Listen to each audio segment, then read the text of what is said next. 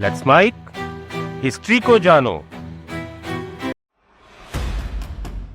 राजस्थान के जयपुर से करीब 130 किलोमीटर दूर पड़ती है एक ऐसी जगह जो आज के टाइम पर फिर से विवादों में है। एक दरगाह जिस पर मन्नत मानने लाखों लोग आते हैं, मुस्लिम भी और हिंदू भी। एक दरगाह जिसके बारे में दावा है कि उस दरगाह को बनाया गया है एक हिंदू मंदिर के ऊपर। यह दरगाह है ख्वाजा मोइनुद्दीन चिश्ती की दरगाह, जिसे दुनिया अजमेर शरीफ के नाम से भी जानती है। पिछले कुछ दिनों में इस दरगाह को लेकर काफी विवाद चल रहा है। अयोध्या तो बस झांकी है, काशी मथुरा बाकी है, यह कहावत आपने कई बार सुनी होगी। इसी कड़ी में मथुरा के बाद अजमेर शरीफ को लेकर भी अब दावे होने लगे हैं।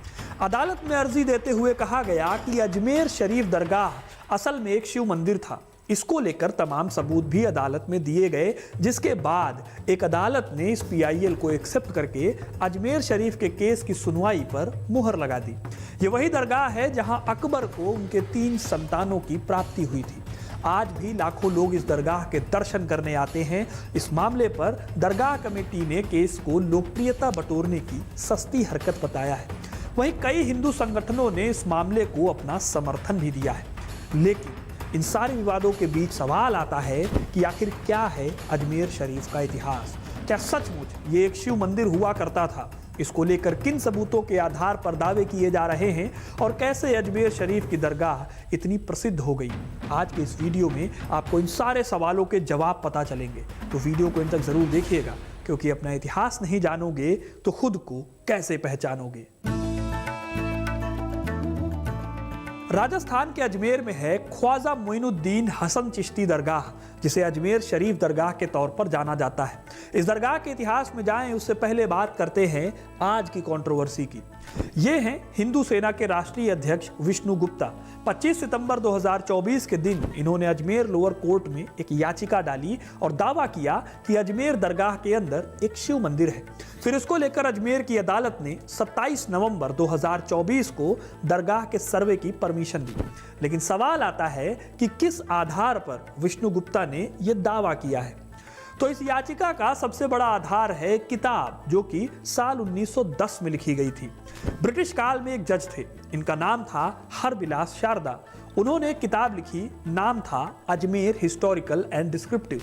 इस किताब में बताया गया है कि साल 1192 में तराइन के दूसरे युद्ध में पृथ्वीराज तृतीय, जिन्हें पृथ्वीराज चौहान के नाम से जाना जाता है, उनको हराने के बाद अफगान आक्रमणकारी मोहम्मद गौरी ने इस शहर को लूट लिया था। इसी किताब में जिक्र यह भी मिलता है कि दरगाह के भीतरी हिस्सों में भगवान शिव की तस्वीर होती थी। इस तस्वीर पर ब्राह्मण चंदन चढ़ाया करते थे। हरविलास शारदा की इस किताब से यह भी दावा किया गया है कि यह इमारत एक ऊंची छत पर खड़ी थी, जो कि मूल रूप से पहाड़ी की चट्टान के साथ बनाई गई थी। इस इमारत के वेस्ट में सरस्वती मंदिर यानी एजुकेशन का मंदिर था और साउथ और ईस्ट में एंट्री गेट थे। साल 1192 में अफगान हमलावर शहाबुद्दीन गौरी के नेतृत्व में अजमेर पर हमला हुआ और इसमें मंदिर को तोड़कर इसे मस्जिद में बदलना शुरू किया गया।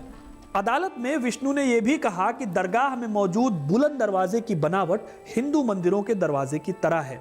इसकी नक्काशी को देखकर भी अंदाजा लगाया जा सकता है कि यहां पर कभी हिंदू मंदिर रहा होगा। दरगाह के ऊपरी स्ट्रक्चर में भी हिंदू मंदिरों के अवशेष दिखते हैं। यहां तक कि गुंबद को देखकर भी आसानी से अंदाजा लगाया जा सकता है कि किसी मंदिर को तोड़कर यहां दरगाह का निर्माण हुआ। दावा यह भी है कि लगभग 50 साल पहले तक इस दरगाह में एक पुजारी था जो यहां मौजूद एक शिवलिंग की पूजा करते थे। बाद में उस शिवलिंग को तहखाने में रखवा दिया गया। इसी आधार पर दावा किया गया है कि यह एक शिव मंदिर है, दरगाह नहीं है। इस दावे के साथ मांग की गई है कि इसे हनुमान महादेव मंदिर घोषित किया जाए और अगर दरगाह कमेटी के पास रजिस्ट्रेशन के कागजात हैं तो उन्हें कैंसिल किया जाए। इन दावों के आधार पर अजमेर की निचली अदालत ने 20 दिसंबर के दिन सर्वे करने का आदेश दे दिया है।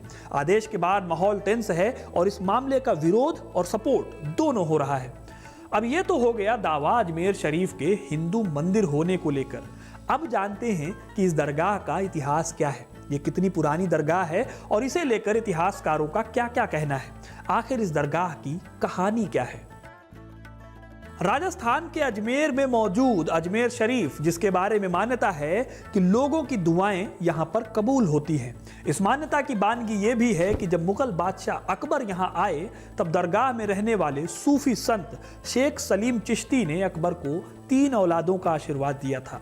इसके बाद अकबर को जहांगीर, दानियाल और शाह मुराद के रूप में 3 बेटे मिले।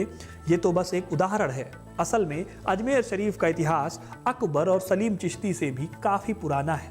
इस दरगाह का इतिहास जुड़ा हुआ है प्रसिद्ध दार्शनिक सूफी संत मोइनुद्दीन चिश्ती से।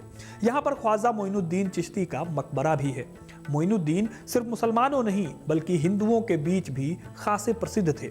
इसीलिए आज भी हर साल लाखों लोग यहाँ आते हैं, जिसमें हिंदू और मुसलमान दोनों इस जगह की पूजा करते हैं और चादर भी चढ़ाते हैं। अगर आज अजमेर शरीफ आप जाएंगे तो वहां आपको 2 बहुत बड़े आंगन दिखेंगे। इस आंगन के आसपास की इमारतें सफेद संगमरमर की बनी हुई हैं। इसके बीचों बीच आपको शाहजहां की बनवाई अकबरी मस्जिद देखने को मिलेगी और साथ ही देखने को मिलेगा ख्वाजा मोइनुद्दीन चिश्ती का मकबरा। इस मकबरे के ऊपर गुंबद है और यहीं पर आपको मोइनुद्दीन के परिवार वालों की 8 कब्रें भी देखने को मिलेंगी। इसके साथ ही आपको शाहजहां और जहांगीर की एक बेटी की कब्र भी यहीं मिलेगी। अजमेर शरीफ में टोटल 3 गेट हैं। पहला निज़ाम गेट, इसका नाम हैदराबाद के निज़ाम मीर उस्मान अली के नाम पर रखा गया, जिसे उन्होंने ही बनवाया था। बाकी के 2 गेट्स के नाम हैं जन्नती दरवाज़ा और बुलंद दरवाज़ा। जन्नती दरवाज़ा चांदी का बना हुआ है और साल में सिर्फ 4 बार खोला जाता है, जबकि बुलंद दरवाजे के ऊपर हर साल उर्स के मौके पर एक झंडा फहराया जाता है। इसी दिन यहाँ पर एक बड़ा आयोजन भी किया जाता है। तो कुछ इस तरह से दिखता है अजमेर शरीफ, जो कि पूरी दुनिया में प्रसिद्ध है।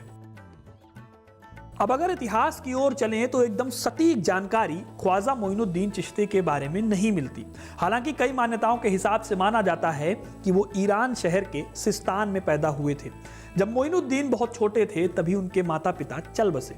इसके बाद उनकी दिलचस्पी अध्यात्म में हो गई। फिर वो सिस्तान से बुखारा गए, जो आज के टाइम पर उज्बेकिस्तान में पड़ता है। यहीं पर वो मिले सूफी संत उस्मान हारूनी से। हारूनी से प्रभावित होकर मोइनुद्दीन ने उन्हें अपना गुरु मान लिया। फिर दोनों ने साथ में यात्रा की, हज की, और इसी यात्रा के दौरान उन्होंने दिल्ली जाना तय किया। कहानी कहती है कि यात्रा के दौरान एक बार मोइनुद्दीन चिश्ती को एक सपना आया। इस सपने में पैगंबर ने उन्हें दिल्ली जाने को कहा था। इसके बाद शुरू होती है चिश्ती की दिल्ली यात्रा, या यूं कहें भारत यात्रा। 12वीं सदी के अंत के आसपास वो दिल्ली आते हैं। फिर यहाँ से वो अजमेर जाते हैं। अजमेर में उन्हें मोइनुद्दीन के साथ साथ एक और नाम मिला गरीब नवाज, यानी गरीबों का भला करने वाला। धीरे धीरे उनका नाम होता गया और दूर दूर से लोग उनके प्रवचन सुनने आने लगे। जिस जमाने में लोगों को दिल्ली से अजमेर आने में कई हफ्ते लगते थे, उस जमाने में मोइनुद्दीन चिश्ती का नाम दिल्ली तक फेमस हो गया था, जो कि उस दौर के हिसाब से बड़ी बात थी। खैर, मोइनुद्दीन के टाइम तक ये दरगाह अस्तित्व में नहीं थी। साल 1236 में जब उनकी मौत हुई तो अजमेर में उनका मकबरा बनाया गया, जो कि पहले एक छोटा सा स्ट्रक्चर होता था। लेकिन सल्तनत काल का शुरुआती दौर बेहद उथल पुथल भरा था, खासतौर पर तब तक जब तक खिलजी ने गद्दी नहीं संभाली। इसीलिए करीब 200 सालों तक इस जगह पर बहुत ध्यान नहीं दिया गया। हालांकि मांडू के सुल्तान महमूद खिलजी और उसके बाद गयासुद्दीन तुगलक ने यहाँ पहली बार पक्की कब्र बनवाई और एक बेहद खूबसूरत गुंबद बनवाया। मोहम्मद बिन तुगलक संभवतः पहले बादशाह थे जिन्होंने साल 1325 में दरगाह की जियारत की। तुगलक शासक जफर खान ने साल 1395 में दरगाह की यात्रा की थी। इस यात्रा के दौरान जफर खान ने दरगाह से जुड़े लोगों को बहुत सारे उपहार दिए थे। मांडू के खिलजी ने साल 1455 में अजमेर को जीत लिया था और दरगाह को बहुत बड़े पैमाने पर संरक्षण दिया और एक भव्य द्वार, बुलंद दरवाजा और परिसर में एक जामा मस्जिद भी बनवाई। उस समय तक यहाँ कोई ठोस संरचना नहीं थी। इतिहासकार राना सफ़ी बताती हैं कि इस दरगाह का पहला ठोस सबूत इसके गुंबद का मिलता है, जो कि साल 1532 में सजाया गया था। मकबरे की उत्तरी दीवार पर लिखे गए एक शिलालेख से इसका पता चलता है। इस टाइम पीरियड के लेखक फजलुल्लाह जमाली, जिनकी मृत्यु साल 1536 में हुई थी, उनकी राइटिंग्स में भी यहाँ के बारे में पता चलता है। जमाली ने शेख मोइनुद्दीन चिश्ती के बारे में कई कहानियां इकट्ठी की थी। उन्होंने लिखा कि दरगाह में बड़ी संख्या में लोग आते थे और हिंदुओं की ओर से मुजाविरों को उपहार भी दिए जाते थे। अजमेर दरगाह को संरक्षण देने वाले राजाओं में मोहम्मद बिन तुगलक, शेर शाह सूरी और यहाँ तक कि हैदराबाद के निजाम भी शामिल थे। खैर, इससे आगे बढ़ा जाए तो इतिहासकार अबुल फजल बताते हैं कि अकबर साल 1562 में दरगाह का दौरा करने वाले पहले मुगल शासक थे और उन्होंने दरगाह से जुड़े लोगों को उपहार और दान दिए थे। साल 1568 में अकबर यहाँ पैदल आए थे फतेहपुर सीकरी से, ताकि संतान प्राप्ति की उनकी मन्नत पूरी हो सके। अबुल फजल बताते हैं कि अकबर ने अजमेर, चित्तौड़ और रणथंभौर के 18 गांव दरगाह को दान दिए थे, जिससे इस दरगाह का खर्च निकलता था। इसी के साथ अकबर ने दरगाह को पीतल की एक बहुत बड़ी देग दान में दी थी। कहा जाता है कि अभी दरगाह में जो देग है वो अकबर की दी हुई देग है। अकबर के काल में यह दरगाह खूब प्रसिद्ध हुई। अजमेर तक अकबर की पैदल यात्रा ने लोगों के बीच में और भी इंटरेस्ट बढ़ाया। अकबर के बाद ये मुगल बादशाहों का भी यहाँ से खास रिश्ता रहा है। शाहजहां के 2 बच्चे दारा शिकोह और उनकी बड़ी बेटी जहां आरा का जन्म अजमेर में ही हुआ था। जहां आरा ख्वाजा मोइनुद्दीन चिश्ती को बहुत मानती थी और उन्होंने मोइनुद्दीन चिश्ती की एक बायोग्राफी भी लिखी थी। मुगलों के बाद भी इस दरगाह के संरक्षण में कोई कमी नहीं आई थी। साल 1911 में जब दिल्ली दरबार सजा और जॉर्ज पंचम की ताजपोशी हुई तो उनकी पत्नी यानी रानी मैरी ने अजमेर शरीफ का दौरा करके दरगाह की एक टंकी की मरम्मत के लिए दान दिया था।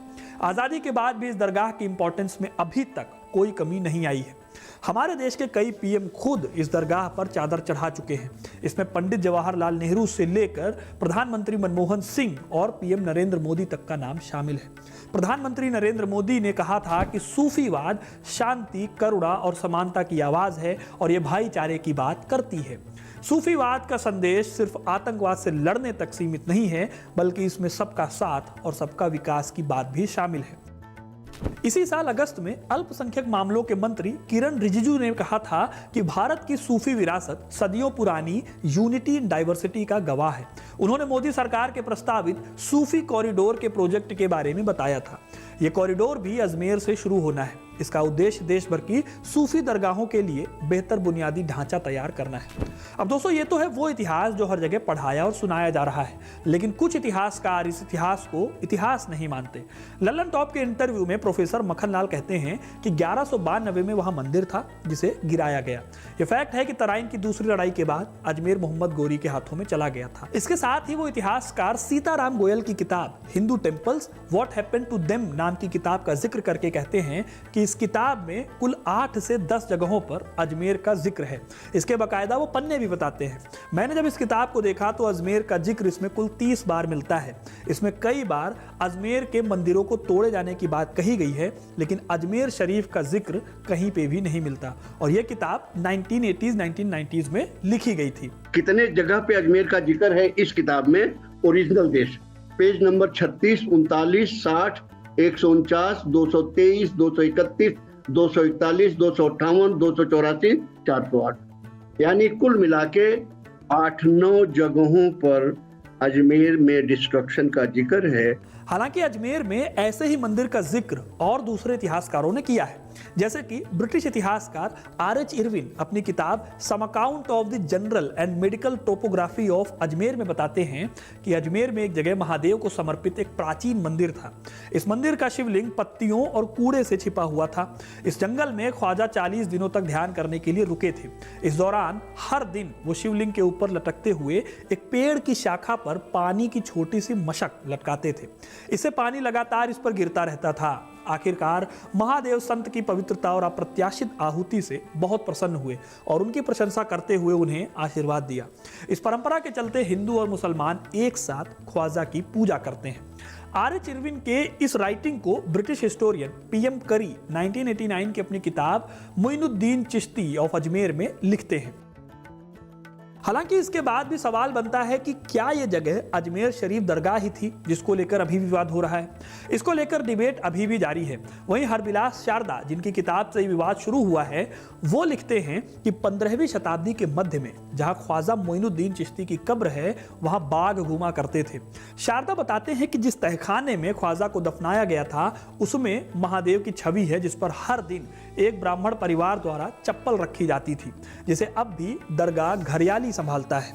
हालांकि इसको लेकर कोई ठोस सबूत इस किताब में वो नहीं देते हैं। ना ही इस किताब में ये कहा गया है कि दरगाह बनाने के लिए मंदिर को नष्ट किया गया था। कुल मिलाकर कहा जाए तो लब्बो लुआब ये है कि अजमेर दरगाह का पूरा केस उलझा हुआ है, जिस पर एक राय बना पाना बेहद मुश्किल है और अभी इस केस पर सर्वे होना बाकी है और अदालत का फैसला आना बाकी है। अब आप कमेंट करके बताइए कि आपको क्या लगता है, अजमेर शरीफ दरगाह क्या एक दरगाह है या फिर इस दरगाह के नीचे एक शिव मंदिर छुपा हुआ है? अपनी राय कमेंट में जरूर बताइएगा। वीडियो को लाइक और शेयर करना ना भूलें और ऐसी इंटरेस्टिंग कहानियों के लिए, इतिहास से जुड़े रहने के लिए हिस्ट्री कनेक्ट को सब्सक्राइब जरूर करें। धन्यवाद। आप सुन रहे थे let's mind more than radio. Follow कीजिए हमें हमारे सोशल मीडिया प्लेटफॉर्म्स पर।